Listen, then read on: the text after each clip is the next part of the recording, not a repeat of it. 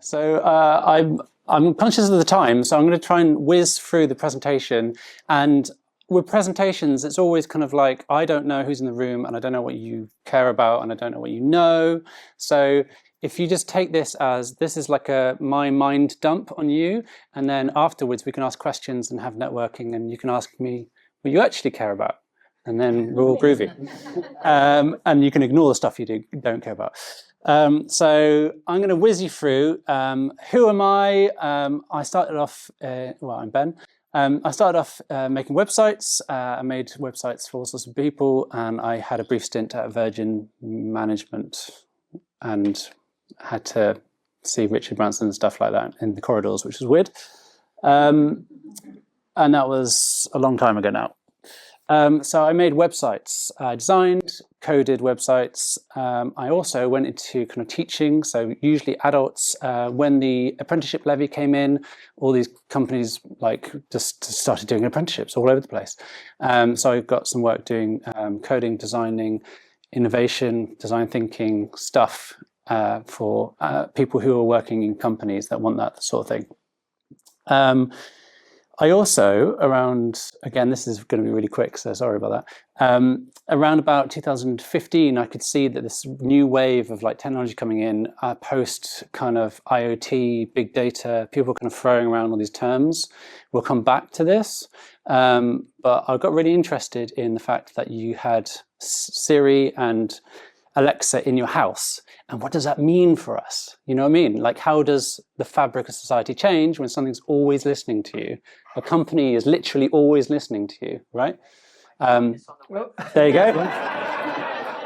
There you are. I couldn't be more perfect. So I started a podcast. What's scary is your voice recognised. Yeah. Yeah.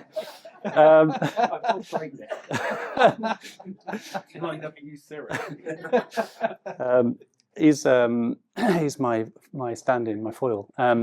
Face down. So I started a podcast. Check it out, Machine Ethics Podcast. I've been doing it since 2016, and it's me talking to other people. So it's not just me ranting at you.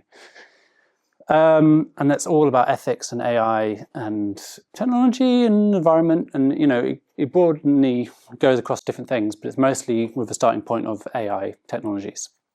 I talk about this stuff, and that's kind of led me down to what is ethics and how we can apply ethics to technology making, creation, AI stuff. Now that there are AI ethicists, I don't know if you knew this. Everyone keeps calling themselves an AI ethicist, and now I have to, so that I'm in the gang and people know what I do. And it's like, it's kind of weird though, isn't it? I also make games, so I'm predominantly here because I like games and I make games, and I made a game, and one of the things I found about making games is it's extremely joyful when you put a game in front of loads of strangers and watch what they do with it. And this is a picture of that hitting me in the face with loads of kids playing my game and getting it, and I was like, yes, at an event. This is back in 2018, and the game is called Full Color Tiles, which you can download. On the right, I started a new game, and I got UK Games Fund funding in 2020 when everything was hitting the fan. And that was about computer science, and you're puzzling around a big computer and learning about computer science and solving puzzles and meeting small bug-formed computer scientists from history. I failed to get any funding for that post that, but we made a nice demo and I learned a lot of stuff. Since then, I made a load of web games for people. Some of those you can tell are kind of like other games, and it's great because I loved it because I was like, I'm getting paid. You want me to make Tetris? I'll make Tetris. Yeah, no worries. I'd love to make Tetris. So I did that. Since then, I've also been working with Unity Games Engine, so from web to Unity stuff, and I've done a lot of the UI programming and some of the animation for UI for these two games, which are both out. Well, Wobble Doors is out. Day Everything is yet to be out, I think. And I've done a load of prototyping. So I was trying to get away from web into games, along with the AI ethics stuff and make that my world. So part of that situation is you need to make stuff. And part of making stuff is trying stuff out and trying designs out. And this is kind of me showing you that I think in mechanics. I think in like abstractions, and then I get people in to help me with story and graphics and making things like feel nice and look nice, because that's just not how I think. So if anyone wants to get into games and is worried about that, just get other people around you who are really good at the other stuff, basically. And that's like, I guess that's part of life, isn't it, as well? Reflecting on what you're good at and getting better people around you. I realize this is a really long presentation now, but I started a co-working space in 2022 because we have the Bristol Games Hub in Bristol. It had a space, but over COVID, the space, which was 38 desks in the centre of town, got decimated. No one came in and we couldn't pay the rent, basically. So the director said, we're not doing this anymore. And I said, can I do it? So I started my own co-working space downstairs in what used to be the old office called Co-op Mode. And we ran it for a year as a CIC. And then we got priced out of the building. And then at that same time, I also had a new games project that I was working on, and I didn't really have time to do anything about this situation. But this is the space. And because I was working on this game, which is fully funded by a publisher last year, a local publisher, which I won't be able to name because I can say mean things about them, I guess. But we were working on this thing that had money, and it was going to be a full console, multi-platform thing, and it was going to be like me and 3 other people and some freelancers, and it was all blue skies and nice birds and stuff. Until last year, I don't know if you heard, the whole industry got like hollowed out and destroyed overnight. So there was a lot of consolidation, lots of overspending after COVID, and just things fell apart. And part of that falling apart is that our publisher dropped us because they couldn't afford loads and loads of projects. So we had to go back to square one, essentially. But that company we created was Nuclear Cannon Games, and if you want us to make you a game, we're available. Okay? Anyway, this is kind of probably more to the students in the room, if there is many students. I guess if you care why I care about games, you probably... I care about design, music, writing, art, technology, interaction, and all these things come together in games. And these are the things that I love. Like, I love the web technology stuff, the design stuff, going to art exhibitions and producing things, writing music. Always been in bands, and games just seem like a melting pot for all this stuff. Again, I won't labour on that because it was more towards students. I think in mechanics, which I already talked about, and we'll come back to world building in a second. And I'm trying to run a small studio. But if anyone who's run their own company knows, you try and do something and you're like, oh, I'll just design a game, that'd be cool. No, you have to do all this stuff as well.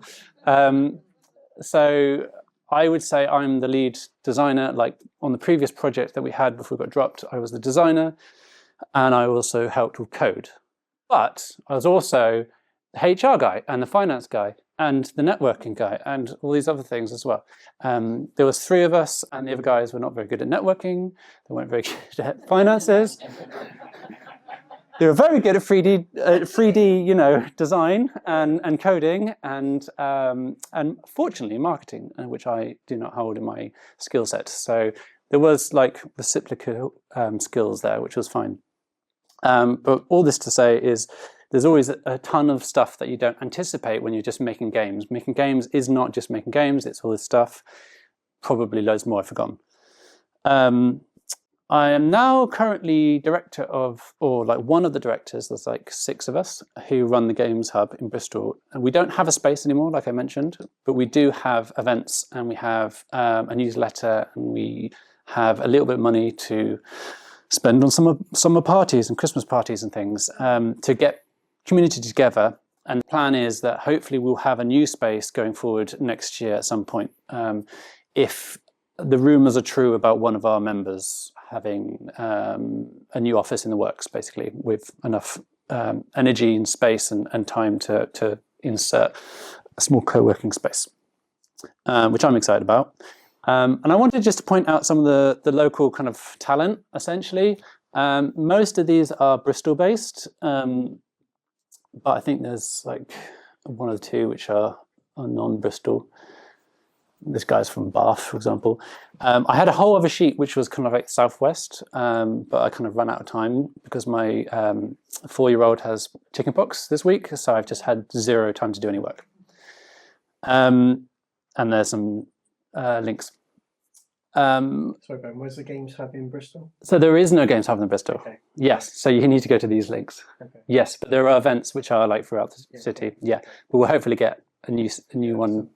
A new space. I really like it. I like the space, right? Because you can.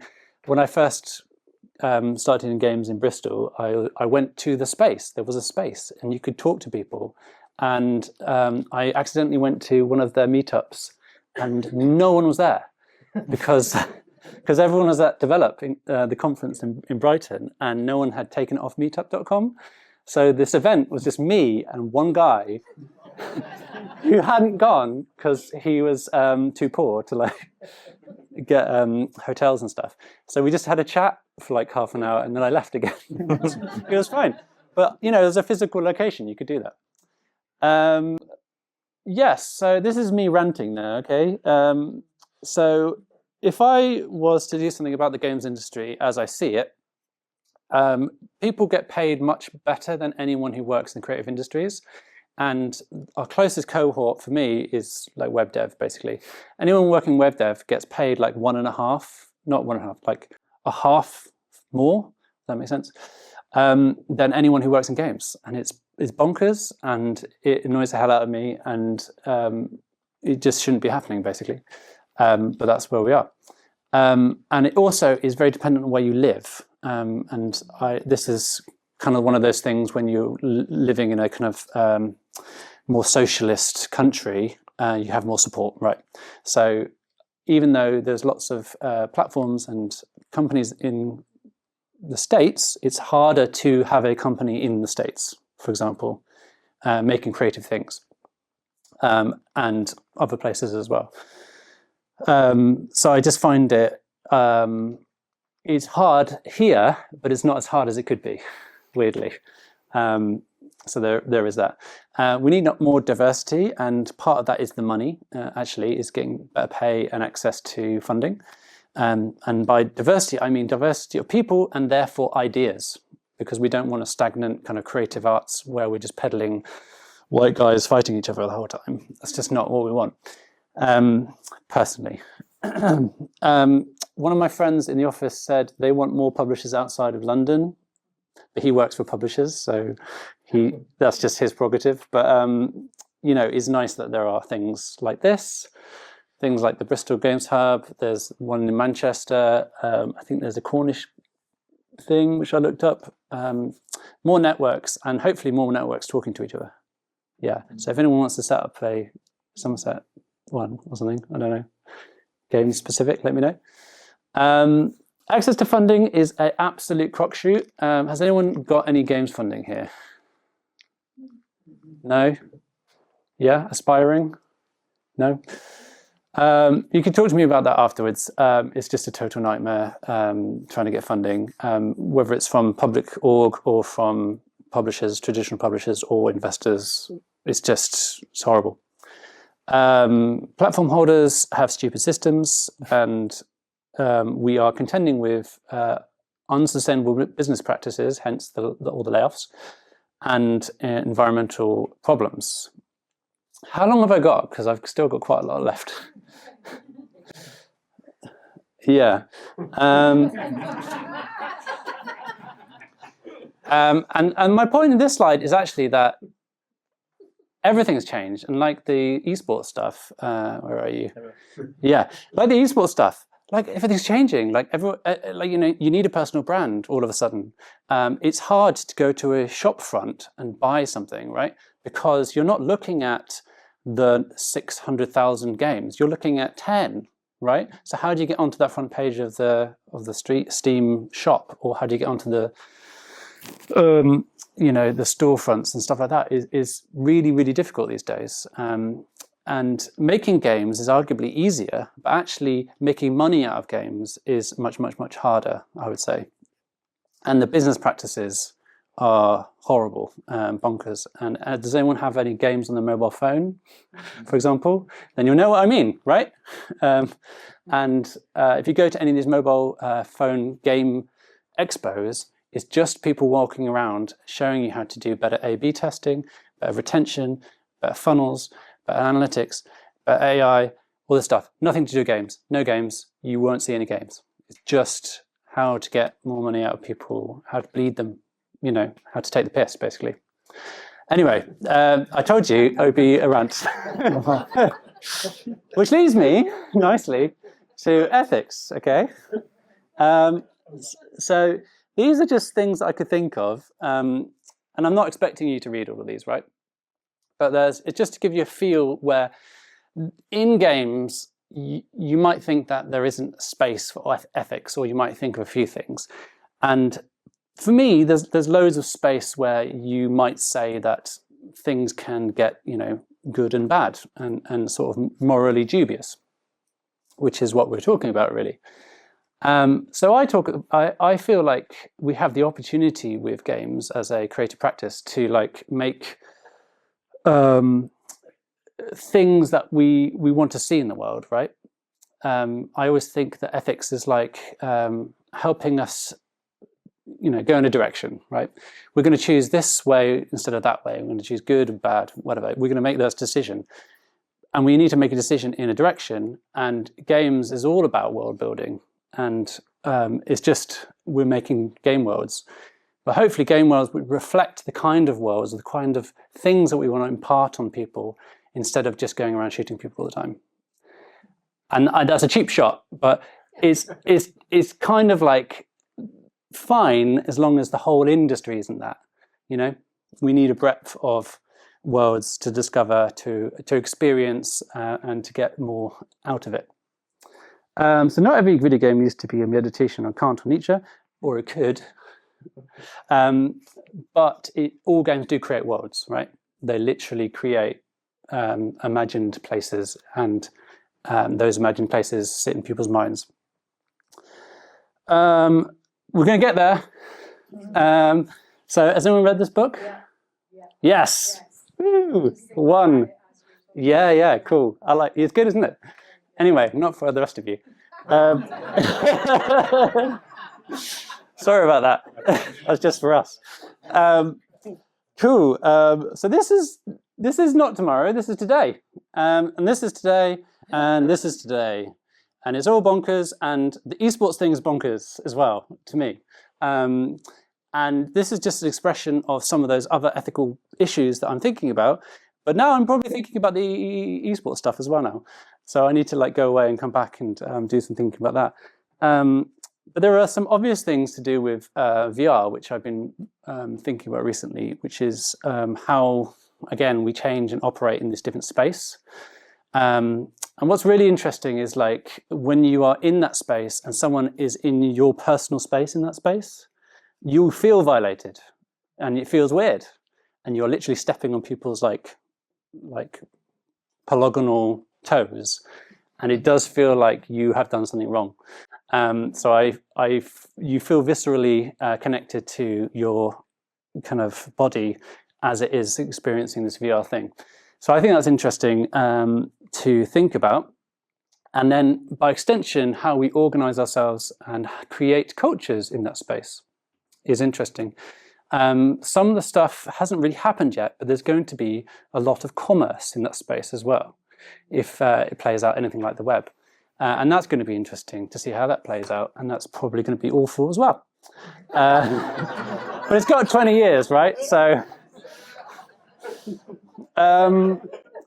and lastly, before we all have to like ship me off,